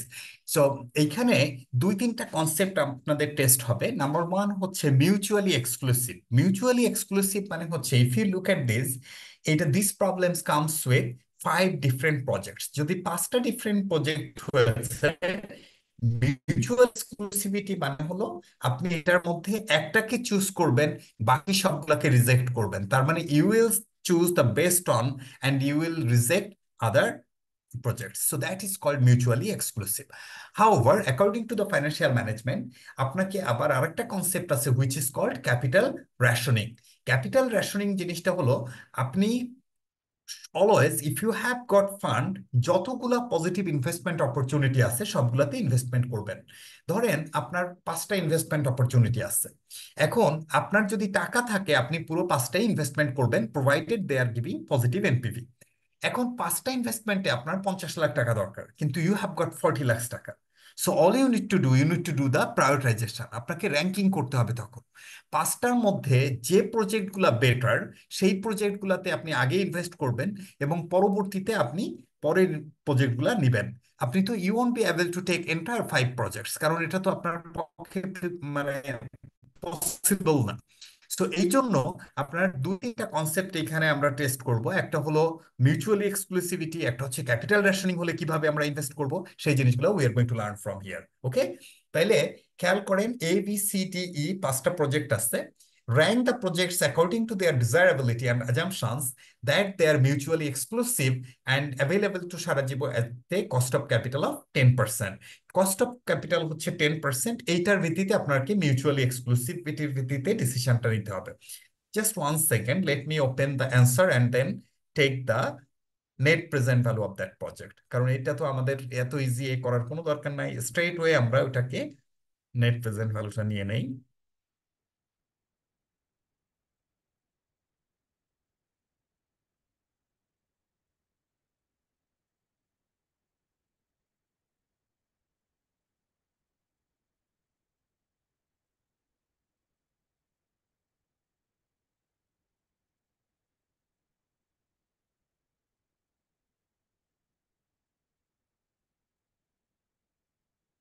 এই যে,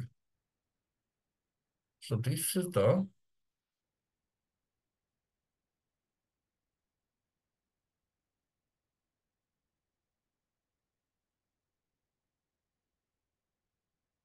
ওকে, এবার আপনারা একটু দেখেন, এটা হচ্ছে দিস ইজ দ্য আনসার। 5টা প্রজেক্টের এনপিভি বের করছে। এখন বলেন তো which project should they select? Mutually exclusive হলে একটা প্রজেক্ট সিলেক্ট করবে, বাকিগুলোকে রিজেক্ট করবে।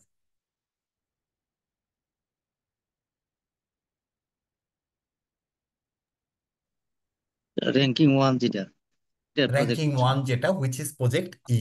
Very correct.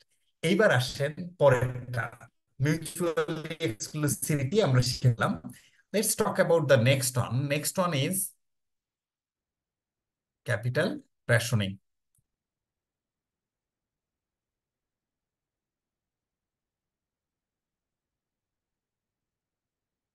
দেখেন, assume projects are independent and divisible. What does it mean? It means যে ধরেন আমি 4টা প্রজেক্টে 35 লাখ টাকা ইনভেস্ট করছি, still I have got 5 lakh টাকা লেফট, কিন্তু পঞ্চম প্রজেক্টে আমার 10 লাখ টাকা দরকার, কিন্তু আপনার আছে কত? 5 লাখ। তার মানে আপনি 5 লাখ পর্যন্ত ইনভেস্ট করবেন and you will find another partners, কারণ কোম্পানিতে ইয়া থাকে না, আপনি তো you can always take the new share holders. So আপনি ডিভিজিবল যখন হবে, you can take the proportionate share holding. বুঝতে পেরেছেন? Just one second.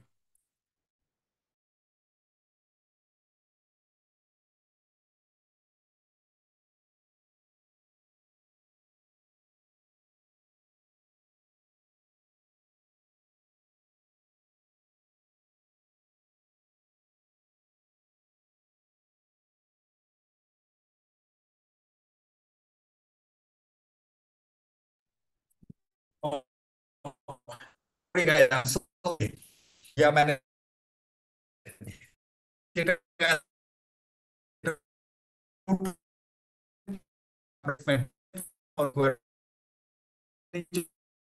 investment কত টাকা 30, তার মানে 85 প্লাস 10 90 90,000 টাকা দরকার।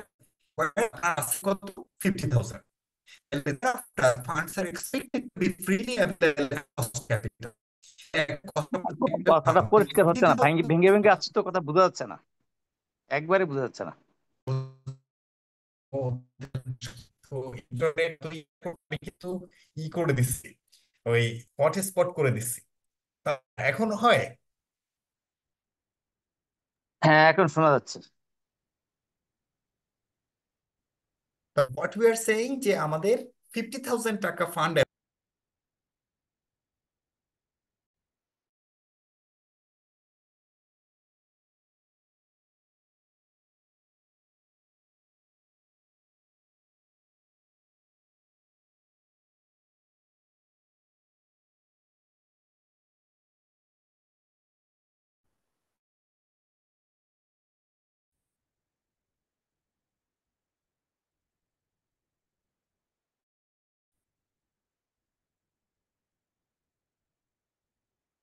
হিয়ার উই গো।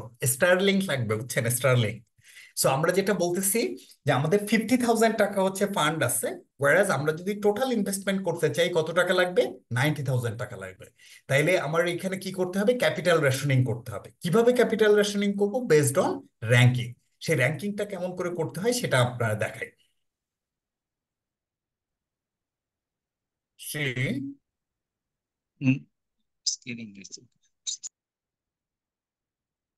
ইয়ে আসতে অসুবিধা নাই। Capital rationing based on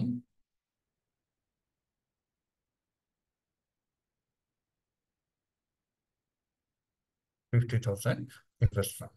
okay. এখন ধরেন project A, B, C, D, E. আমাদের ইনভেস্টমেন্ট কত ছিল?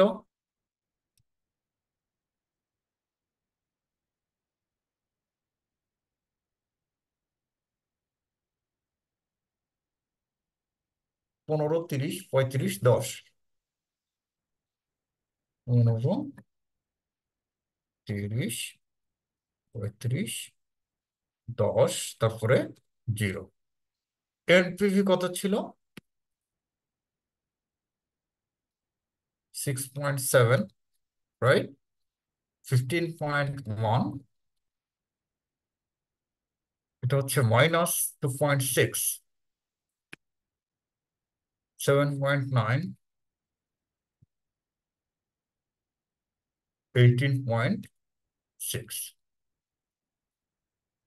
রাইট? এইটাকে বলে, ওই যে আবার, yes William. It's apne kulte something the number. Yeah I don't know what does it mean. Apne kulti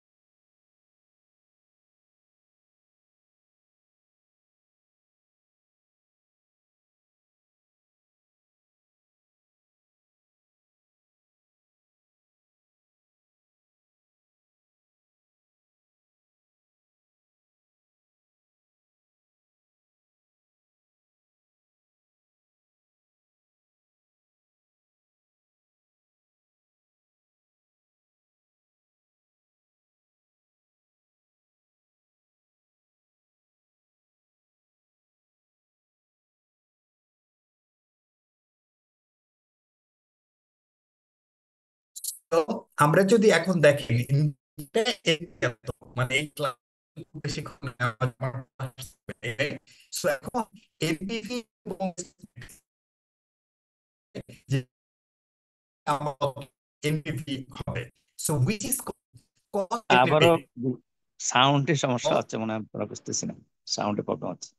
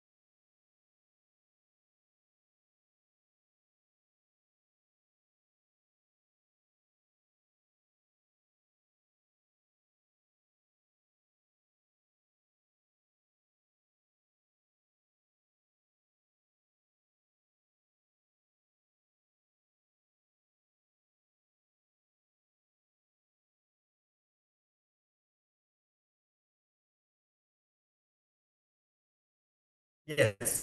So cost benefit of this cost benefit. So cost benefit is 6.7 divided by investment.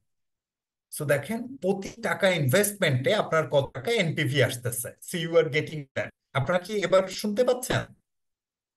না, সাউন্ডটা clear হয়েছে কিন্তু স্ক্রিনে দুটোই ঠিক হয়েছে। ওকে, তাহলে এবার খেয়াল করেন যে প্রতি টাকা ইনভেস্টমেন্টে আমার কতটুকু বেনিফিট হচ্ছে। দেখেন এই যে রেজাল্টে এখানে একটা এরর আসছে, সামথিং ডিভাইডেড বাই জিরো, তার মানে কি এটা ইনফিনিটি হয় কিন্তু ইনফিনিটি। ইনফিনিটি মানে হচ্ছে যদি আমি ওই ইসের পয়েন্ট অফ ভিউ থেকে চিন্তা করি, আমার প্রবলেমটা কোথায়? ইয়ার ওয়ানে আমার এই যে টাকার লিমিটেশনস, ক্যাপিটাল রেশনিং কখন দরকার হয়? যখন আমার সাফিসিয়েন্ট টাকা নাই আমার পজিটিভ ইনভেস্টমেন্ট থাকা সত্ত্বেও। বাট দিস প্রজেক্টটি will generate the highest NPV and I don't need to invest in zero time, বা আমার ইয়ার ওয়ানে ইনভেস্টমেন্টের দরকার নাই। তার মানে আপনি কিন্তু এই ইনভেস্টমেন্টটা এট এ ফার্স্ট অ্যাটেম্প্ট আপনি নেবেন, কেন কি এটা ইনফিনিট রেজাল্ট দিচ্ছে। সো আমি যদি এখন র্যাঙ্কিং করি তাহলে কে নাম্বার ওয়ান হবে বলেন তো? এটা project E, because I don't need any investment in year one. আমার তো পরবর্তীতে টাকার আর সমস্যা নেই, আমি তো তখন নিতে পারবো। তারপরে হুইজ নাম্বার সেকেন্ড? এটা হলো নাম্বার সেকেন্ড কস্ট বেনিফিট অনুযায়ী। Which number third? এটা নাম্বার থার্ড। এটা নাম্বার ফোর, অ্যান্ড এটা নাম্বার ফাইভ। এইভাবে আমার এটা র্যাঙ্কিং করলাম। র্যাঙ্কিং করার পর দেখেন আমরা এখন যে কাজটা করব, কস্ট বেনিফিট হলো, র্যাঙ্কিংও হলো। র্যাঙ্কিং হয়ে যাওয়ার পর আমরা এখন কার টোটাল কত ইনভেস্টমেন্ট আছে সেটা আমরা করব 50,000 টাকা। আমরা যদি ইনভেস্টমেন্টের কথা ধরি, প্রজেক্ট ইতে আমরা তো পুরোটাই নিব, কিন্তু আমার এখন ইনভেস্টমেন্ট জিরো লাগতেছে। দুই নাম্বার 10 টাকা ইনভেস্টমেন্ট, স্টিল কত আছে? 40,000। নাম্বার থ্রি, সরি 3 নাম্বারে আমার 30,000 ওই যে, সরি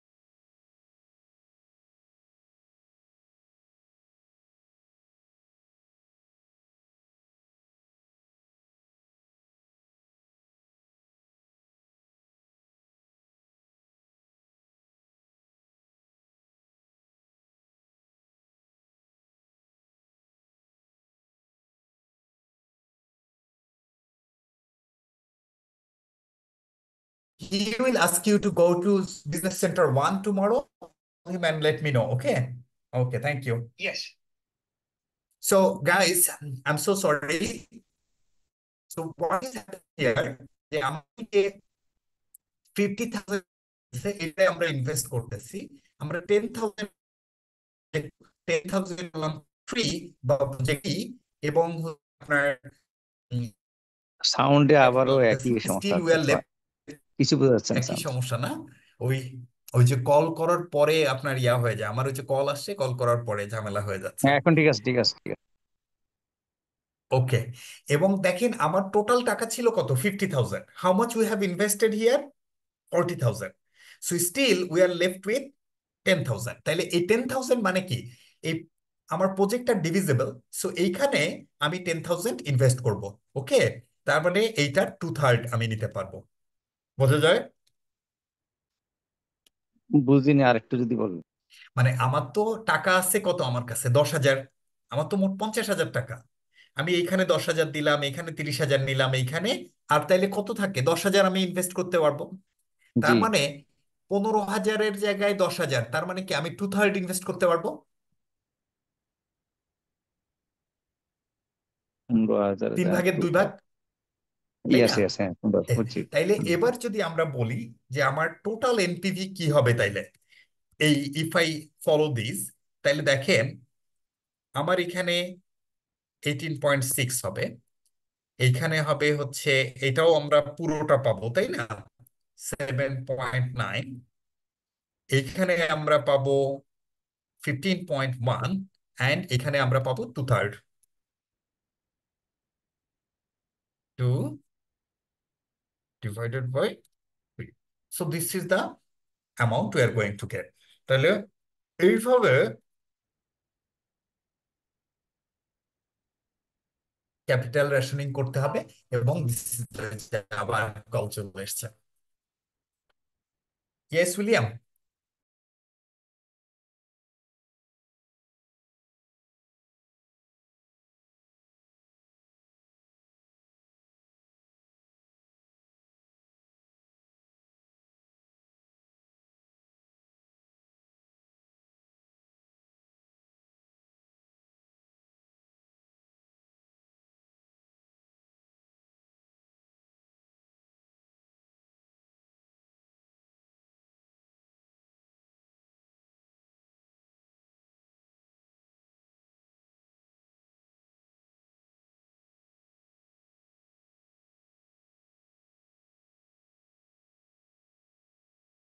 So, দেখেন, শোনেন, এইভাবে আপনারা পরেরটাও করবেন।